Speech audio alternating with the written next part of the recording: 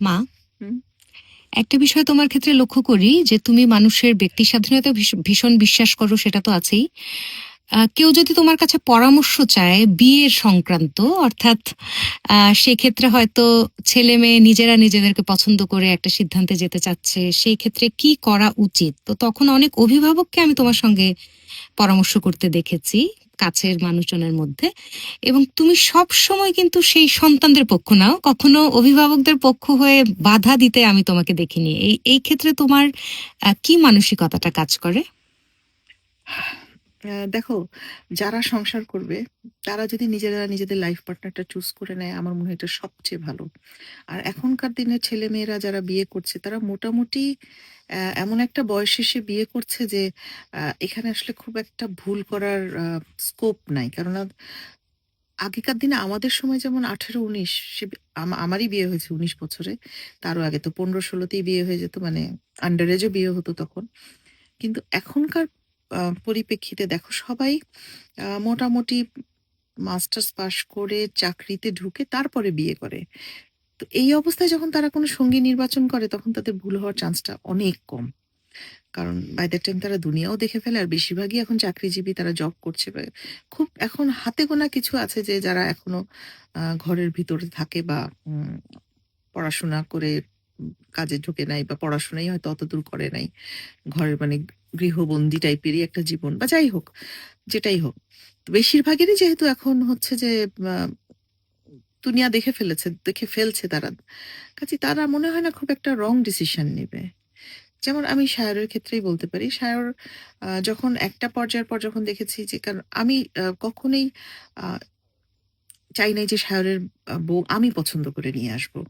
মানে হয় না যে মানুষ ভাবতেই, মানে এটা প্রত্যেকটা ছেলের মাদেরই হয়তো স্বপ্ন থাকে যে আমি আমার পছন্দ মতো বউ নিয়ে আসবো। But it was never my dream. আমি চেয়েছি আমার ছেলে তার নিজের পছন্দ মতো পার্টনার নিয়ে আসুক।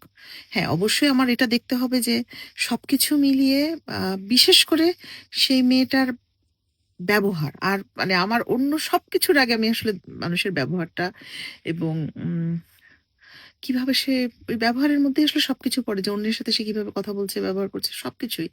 ওইটা আমার কাছে বেশি ম্যাটার করে। তো আমি মনে করি যে, যারা সংসার করবে তাদের নিজেরা ঠিক করে নেওয়াই বেটার। এই ক্ষেত্রে অভিভাবকদের, একটু যারা বয়স্ক অভিভাবক আছেন তাদের কথা বলছি, যে কিছুটা কি আম, একটা অহংবোধে আঘাত লাগা বা ইগো হার্ট হওয়া ব্যাপার যেটা বলি আমরা, সেটা কি কোথাও গিয়ে কাজ করে, যে আমার পছন্দে বা আমাদের পছন্দে না হয়ে কেন নিজের পছন্দে বিয়ে করতে হবে? বা একটা সময় একটা ধারণাই ছিল অভিভাবকদের যে যেহেতু তুমি নিজে পছন্দ করছো তাহলে এখানে তো অবশ্যই ঘাপলা আছে। তো সেই বিষয়ে কি বলার? আম আগেকার দিনে তো এই ঝামেলাটা ছিলই। মানে প্রেম করে বিয়ে করাটা মানে একটা বিরাট বড় পাপ করে ফেলা টাইপের আ ভাবে, মানে সেভাবেই দেখা হতো আরকি জিনিসটা। বয়স্ক অভিভাবকদের চোখে তো ঐরকমই মনে হতো যে আমি একটা মানে মহাপাপ করে ফেলেছি যে নিজে পছন্দ করেছি। কিন্তু আমার কাছে না ব্যাপারটা খুব, মানে কি বলবো? আমি তো পছন্দ করিই না। আমার কাছে খুব ক্রুয়েল মনে হয়। কারণ আ কাউকে কোনো কিছু চাপিয়ে দেওয়া জিনিসটা না আমার কাছে খুব খারাপ লাগে। তুমি দেখো, আমরা সাধারণভাবে একটা কাউকে কোনো কিছু আজকাল একটা গিফট দিতে গেলেও চিন্তা করি যে তার পছন্দ হবে কিনা, বা আ নিজের পছন্দ মতো তাকে কেনার সুযোগটা করে দিবা কিছু। আর সেখানে তো জীবনসঙ্গী নির্বাচন। সেখানে আমি কেন তারটা নির্বাচন করে দেব? Who am I? আমি মা হতে পারি। আমি জন্ম দিয়ে বড় করেছি, আমার সাধ্যমতো শিক্ষা দিয়েছি, ঠিক আছে। কিন্তু তার উপর চাপিয়ে দেওয়ার অধিকার তো আল্লাহ আমাকে দেন নাই। সংসার তো সে করবে, আমি না। আমি এই জিনিসটাকে একেবারে এইভাবে দেখি। আর আমার কথা হচ্ছে লিভ অ্যান্ড লেট লিভ। কারো ব্যাপারে নাক গলানো আমার একদমই পোষায় না। সেটা যেই হোক, আমার ছেলে হোক বা একেবারেই আমার কাছের আর কেউ হোক। কিন্তু সন্তানদের ক্ষেত্রে মা বাবার একটা মানসিকতা কাজ করে যে আমরাই তো বলবো, আমাদেরই তো পূর্ণ অধিকার আছে, তার জীবনের সমস্ত কিছুর উপর তো আমাদেরই অধিকার আছে, সিদ্ধান্ত নেবার অধিকারটাও বেশিরভাগ ক্ষেত্রে আমাদেরই। আমি সেটা মনে করি না। একেবারেই না। আম মানে আমি এ ব্যাপারে ভীষণ রকমের যে আমি আসলে না কাউকে কোনো কিছু চাপিয়ে দেওয়ার ব্যাপারে আমি একেবারেই না। মানে আমি শুধু ছেলে-মেয়ে বলেও না। আমি মানে কাউকে কোনো কিছু চাপিয়ে দেওয়া পছন্দ না। আমাকে কেউ চাপিয়ে দিলে আমি সেটা পছন্দ করি, বা আমি কাউকে কোনো কিছু চাপিয়ে দিতে চাই। এখন অভিভাবকরা তো এমনও বলতে পারেন যে আপনি কি করতেন যদি আপনার আপনার ঘরের সন্তান যদি অযোগ্য কাউকে পছন্দ করে নিয়ে আসতো? দেখো, অযোগ্য যদি হয় সেক্ষেত্রে আমার তখন অবশ্যই আমার বলতে হবে। মানে আমি বুঝতে পারছি যে এটা ওয়ার্ক করবে না। মানে হয়তো অ্যাপারেন্টলি তবে আমি আমার ক্ষেত্রে এটা বলতে পারি যে মানে সাগরের ব্যাপারটা আমি বলতে পারি যে সে যেটা ডিসাইড করবে ইট ওন্ট বি রং। কারণ যত যাই হোক আমি আমি তোকে কিভাবে মানুষ করেছি আমি জানি। সো আমার ওই চিন্তাটা কখনোই ছিল না। তারপরেও মানুষের জীবনে ভুল হয়, ভুল হয়েই যেতে পারে। অথবা এমনও হতে পারে যে যখন কাউকে পছন্দ করে তখন যেভাবে জিনিসটা চিন্তা করে করেছে, আম সময়ের ইয়েতে হয়তো বদলে যায় মানুষের মন মানসিকতা। তখন হয়তো দেখা যায় যে না তার সাথে আর থাকা সম্ভব হচ্ছে না। কিন্তু তার জন্য যে আমি তার জন্য আমি আসলে কাউকে দায়ী করি না। কারণ একটা হাসব্যান্ড ওয়াইফ এর মধ্যে যে কি মানে কোথায় ব্যালেন্সের তারটা কেটে যায়, এটা কিন্তু বাইরে থেকে বাবা-মা কেন কেউই বলার আ সম্ভব না এবং অধিকারও নেই অ্যাকচুয়ালি। আমি জিনিসগুলাকে না এভাবে দেখি। আমি প্রচন্ড নিজেও স্বাধীনতায় বিশ্বাস করি। আমি আমার আশেপাশে যারা আছে তাদেরকেও আমি স্বাধীনতাটা পুরোপুরি দিতে চাই। আমি এসব ব্যাপারে একেবারেই পছন্দ করি না কথা বলা। তবে এখন মনে হয় অনেকটাই সময় বদলেছে। যেমন একটা সময় শোনা যেত না পালিয়ে বিয়ে করা ব্যাপারটা, এখন তো শোনাই যায় না। মানে এখন তো বরং মনে হয় সন্তানরা বিয়ে করতে সম্মতি দেওয়া মানেই বাবা বাবা-মা মার কাছে অনেক বাবা-মা পাওয়া। এখন উদ্ধার হয়ে যায় সত্যিকার অর্থে। কারণ আজকালকার দেখা যায় যে ছেলেমেয়েরা আ ছেলেদের কথা তো বলবোই, তার চেয়েও বেশি বলা দরকার আমাদের বাঙালি সমাজে যেটা হচ্ছে, মেয়েরা মাশাআল্লাহ এত বেশি প্রতিষ্ঠিত হয়ে যায় যে তখন তাদের জন্য যোগ্য পাত্র খুঁজে পাওয়াটাই একটা মুশকিল হয়ে ওঠে। কারণ আজকালকার তো আর কেউ মানে পড়াশোনা করছে, ভালো, ভালো প্রফেশন এ যাচ্ছে, নিজেরা একটার পর একটা স্টেপ বাই স্টেপ ধাপ টপকে উপরে উঠে যাচ্ছে। তো সেই ক্ষেত্রে তখন একটা যোগ্য পাত্র পাওয়া খুব মুশকিল হয়ে যায়। সেইটা একটা ঝামেলা বলতে পারো বরং। তখন যদি কোনো ছেলে-মেয়ে নিজেরা বিয়ে করতে রাজি হয়, তা আমি তো বলব বাবা-মারা উদ্ধার হয়ে যাওয়া উচিত যে এট লিস্ট তারা রাজি হয়েছে বিধে। আজকাল তো রাজিই করানো যায় না। কারণ দেখা যায় কি ওরা লাইফে এত অসঙ্গতি দেখে চারিপাশে যে ওরা মনে করে যে বিয়ে একটা হেডেক। মানে বেশ আছি তো ভালোই আছি। খামাখা বিয়ে করে কেন ঝামেলায় জড়াবো? বেশিরভাগ কিন্তু এখন এইভাবে চিন্তা করে।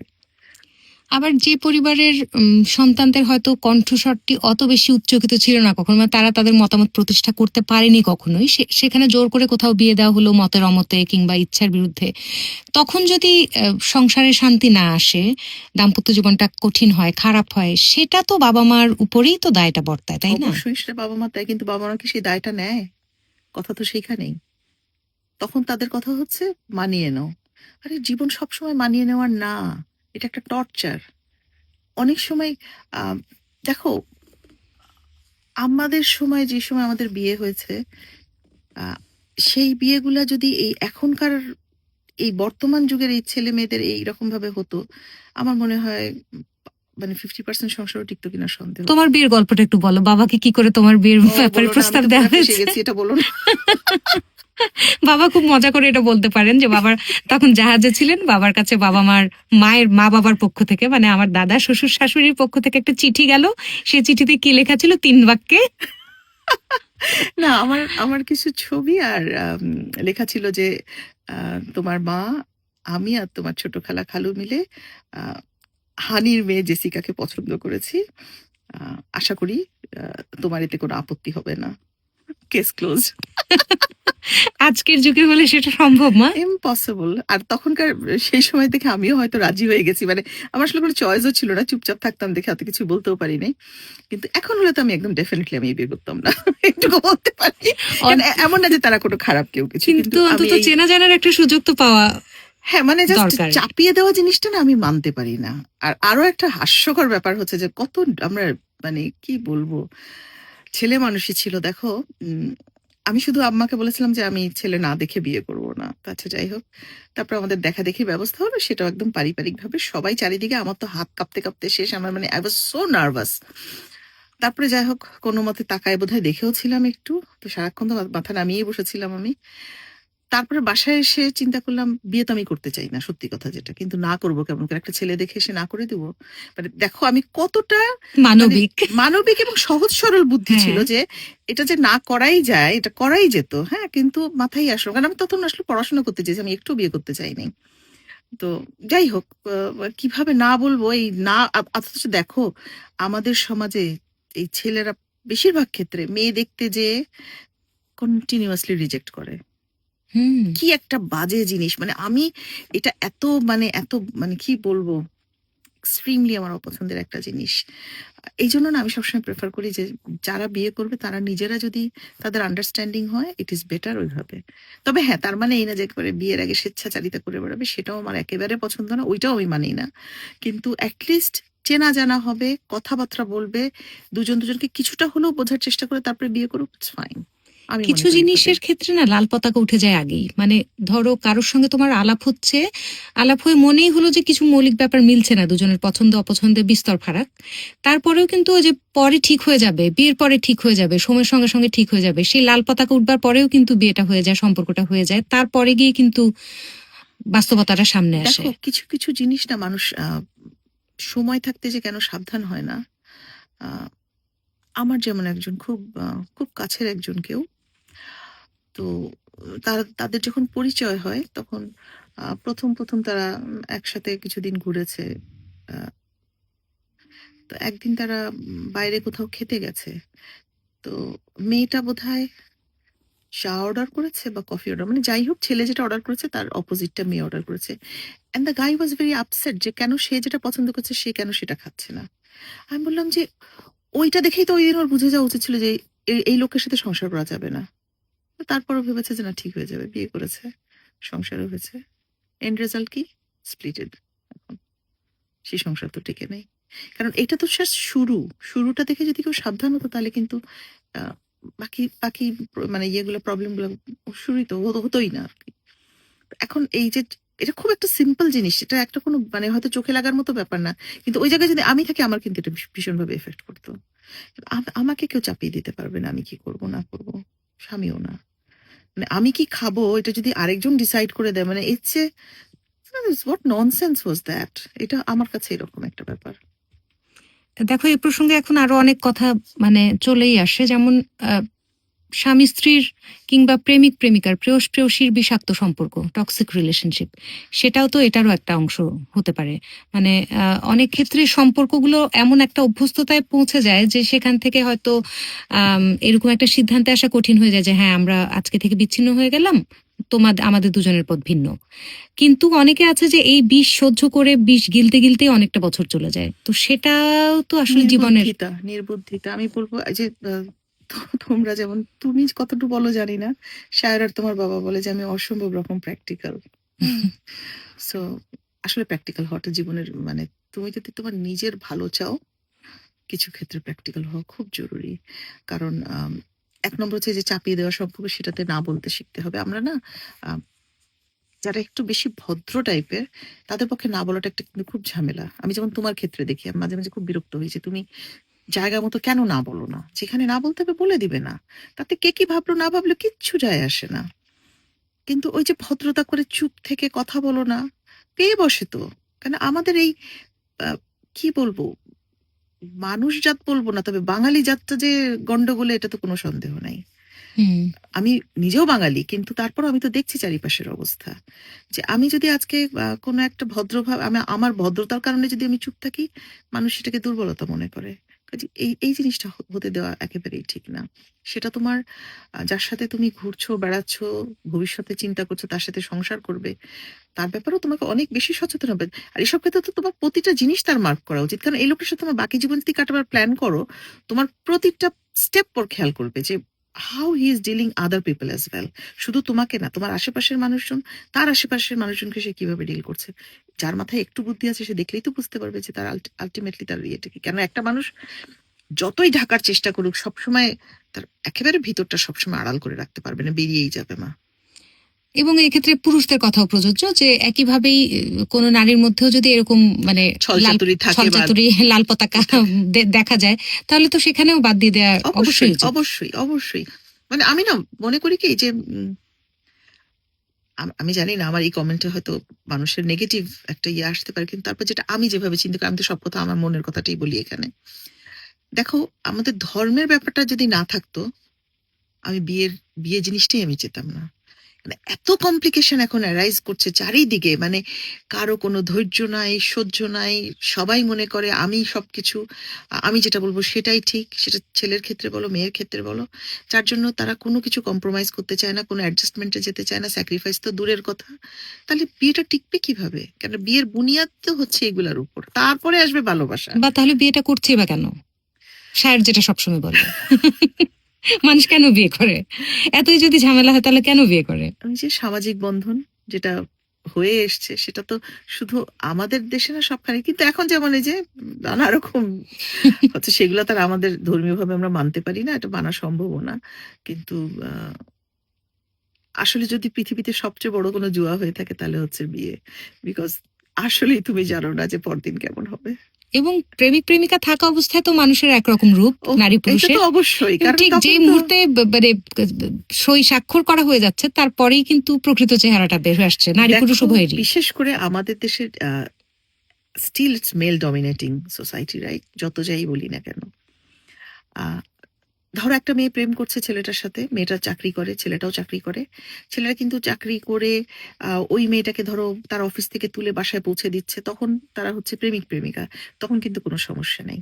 তারপরে যেই মুহূর্তে বিয়ে হয়ে গেল, তখন ছেলেটা আশা করবে সে অফিস থেকে ফিরে দেখবে বউ তার বাসায় বসে আছে, তার জন্য চাটা রেডি করে রেডি হয়ে বসে আছে।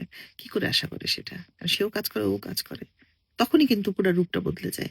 তখন তখন তাদের হচ্ছে, আসলে বিশেষ করে আমাদের দেশের ছেলেদের যেটা প্রবলেম, তারা একেবারে চরম সুন্দরী যাবে, অদ্ভুত সুন্দর রাঁধতে জানতে হবে, শিক্ষিতা হতে হবে, শিক্ষিতা হতে হবে, স্মার্ট হতে হবে। স্মার্ট হতে হবে, ইংলিশে কথা বলতে হবে, কাঁটা চামচ দিয়ে খেতে জানতে হবে।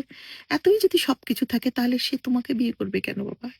সে তো প্রিন্স চার্লসকে খুঁজবে, বা তখনকার জমানার কথা বলছি, হুম। এখন তো আরো বহুত প্রিন্স এসে গেছে পৃথিবীতে, সেরকম কোনো প্রিন্সকে খুঁজবে কেউ? হ্যাঁ, সো মানে ছেলেরা they will look for lady Diana, but তারা তারা নিজেরা কি একবার আয়নায় চেহারাটা দেখে না? That is the problem. আর আমাদের দেশের ছেলেদের তো আরো বেশি, নিজেদের চেহারা খুশি যাই থাকুক না কেন, মেয়ে সুন্দর হতে হবে, ফর্সা ফর্সা, হতে হবে, লম্বা, লম্বা হতে হবে, নাক খাড়া হতে হবে, চোখ টানা হতে হবে, ছিপছিপে। চিপচিপ হতে, মানে সবকিছু সেই মেয়েটারই হতে হবে। তো ভাই হুম। তুমি কি নিজের চেহারাটা একবার আয়নায় দেখো, তোমার কি যোগ্যতা আছে সবকিছু মিলিয়ে দেখো। নট অনলি খালি আয়নায় চেহারাটা দেখলে হবে না, যদি একটা তুমি গুণবতী মেয়ে চাও, তোমার কি কি গুণ আছে সেটাও তো একটা কথা। সো এটা আসলে খুব, তোমাকে কিন্তু নারীবাদী তকমা দিয়ে দিতে পারে মানুষ। আমি জানি না, আমি একদম সত্যি কথা বললাম। আমার আসলে ইটস নট যে আমি কোনো ছেলেদের এগেনস্টে কথা বলছি। কেন, Sayar he is very caring তোমার ব্যাপারে, সে প্রচন্ড নিঃসন্দেহে। কেয়ারিং। হ্যাঁ, সেটা তুমি বলতে পারবা ভালো আমার হুম, চেয়ে। হুম, তোমার বাবা আমার ব্যাপারে যথেষ্ট কেয়ারিং, সে আমার ব্যাপারে কোনো রকমের কোনো কিছু নিয়ে ঝামেলা করে না। সো হুম। আমার এদিক দিয়ে কোনো কমপ্লেন নাই, কিন্তু আমি বলছি ওভারঅল সিচুয়েশনের কথা, যে যেটা হচ্ছে চারিদিকে এখন। সায়র যদি দেখি যে আমার সামনে তোমাকে কোনো কিছুতে বাধা দিচ্ছে, যে যেটা কিনা তোমার ধরো কাজের ক্ষেত্রে বা তোমার নিজের ক্যারিয়ারের একটা কোনো উন্নতির ক্ষেত্রে, as long as it is কি বলবো, ইনসাইড দ্য বাউন্ডারিজ, সো সেখানে যদি সায়র তোমাকে বাধা দেয়, সেটা তো আমি মানবো না, আমি তো খেপে যাবো। And এটা তুমিও জানো, সায়রও জানে, হুম। যে এসব ব্যাপার আমার একদম, আমি নিজে যেটা আমি নিজে, বাবাও তাই। হ্যাঁ, বাবাও মানবেন না কিন্তু। না, মানে কারো কোনো স্বাধীনতা হস্তক্ষেপটা আমাদের আমাদের পরিবারটাই এমন আসলে। কেউ কারো স্বাধীনতা আমরা আসলে, মানে কি বলবো, as long as it is within the boundary, কেউ নাক গলাই না আমরা কারো ব্যাপারে। আজকে একটা প্রসঙ্গে শুরু করে অনেকগুলো প্রসঙ্গে আমরা গেছি। ভিডিওটা আর দীর্ঘ না করি, আবার আলাপ হবে। মা, ভালো থেকো। ওকে।